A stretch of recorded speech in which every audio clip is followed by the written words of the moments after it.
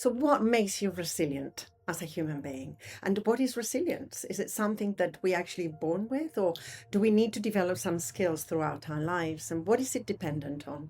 In this particular short course that I've been wanting to share with you for a long time, I'm going to talk about some of the extraordinary stories from many of my clients that I've worked with throughout the years. Against all odds, they've been able to succeed in their lives and also to ride the wave gracefully and in health and well-being.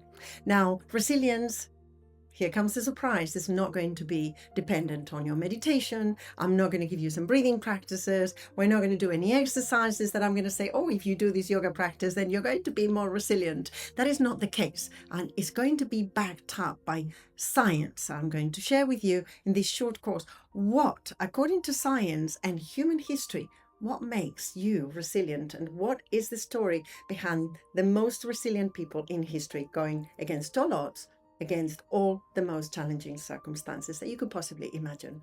So I've learned from it, and I hope that you will be able to learn from this as well, sharing with you this fantastic short course on resilience.